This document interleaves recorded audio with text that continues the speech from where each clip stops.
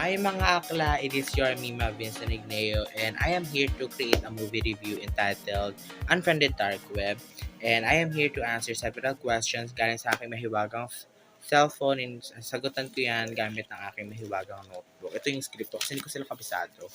So the first question is, make an introduction about the film. Title, director, characters, hypnosis. So here's or those are the things that should be included in the introduction. So to answer the question first is the Unfriended Dark Web is a horror and a thriller movie released on March 9, 2018. This movie was directed by Stephen Sothko, a well-known horror filmmaker. His works includes The Grudge, Texas Chainsaw 3D, The Possession, Hell Post, and the characters includes Matthias O'Brien. He's the protagonist and the one who took the laptop, and he's the one died because he was hit by a van. Next is Amiri Soto. She was a deaf girlfriend of Matthias.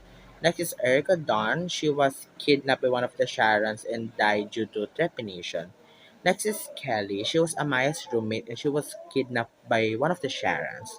Next is Serena Lunch. She was the fiancée of Nari, but sadly, in the end of the movie, her fiancé and her mother died because all of them were killed by the Sharons. Next is Nari. Like what I mentioned previously, she was fiancée of Serena and she died along with one of the Sharon who pushed her at the train station. Next is DJ Lex. Among the characters, she is the one who immediately died. She died because she was pushed by one of the Sharons from the rooftop. Next is Damon.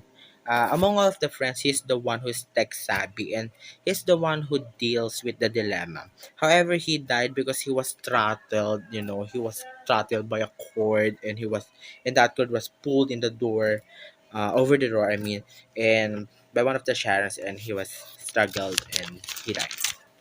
Next is AJ. He's the famous friend of Matthias. He is a conspiracy theorist with a channel named The Way of Angel. He died after he was rained by bullets by a SWAT team after the Sharon played an audio compilation of different scenes from his video while talking to a 911 operator, making him looking him like a terrorist. Next are the Sharons. Those are the antagonists of the movie, and they are the group of hackers, member of the Circle, and member of the Hypnosis.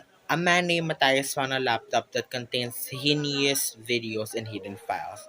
He shared it with his four other friends through video call.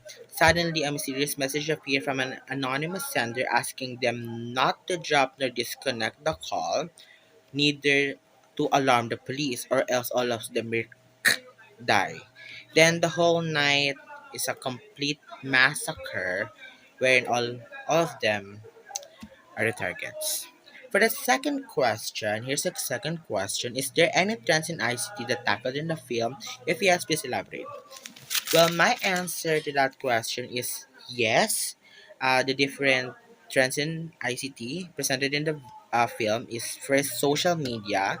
The different social media platforms was presented in the movie such as Facebook, Spotify, Google, and Skype. Are there any mobile technologies? The answer is yes too. There are the mobile technologies are prevalent among the hackers or the Sharons in the movies. The mobile technologies presented are cell phones, computer, laptops, specifically MacBook, which utilize a Mac operating system found by Matthias. Next is assistive media. Lastly, assistive media. The Papaya application made uh, by Matthias for his deaf and mute girlfriend. The third question is there internet threats that shown in the film? If yes, please elaborate. My answer is definitely yes. It is prevalent in the movie. You can see it if you watch it. Next is the internet threats present in the movie that I have noticed. First is the spyware, which can be seen in the scene where Matthias opened the hidden files that contains different clips of people that are unaware that they were being filmed. Next are the spam or the unsolicited nabulol. The unsolicited messages appearing from the movie with an unknown sender. Next is the phishing, because As you can see, there are different private information coming from Matthias, from the different characters that gathered by the hacker without them noticing. Tayo sa pang-apat na question. At ang ating pang-apat na question ay, what are some lessons you've learned in this film? So, ang pinaka natutunan ko po sa film na to ay huwag makialam ng hindi mo gamit. E di sana buhay pa sila ng whole movie ko, hindi nila pinakalaman yung gamit, di ba? No, just kidding lang po. Cherries. The knowledge and the precautions I obtained after the film viewing is it is better to buy your own laptop. Pero kung purita ka like me, cherry is ulit, it is okay to buy second-hand laptop pero mula po sa mga trustworthy source. And after it, reformat po para malinis ang ating mga gamit, para walang bahidungis, di ba? Pali mo may naka-download pala dyan. Ikaw rin.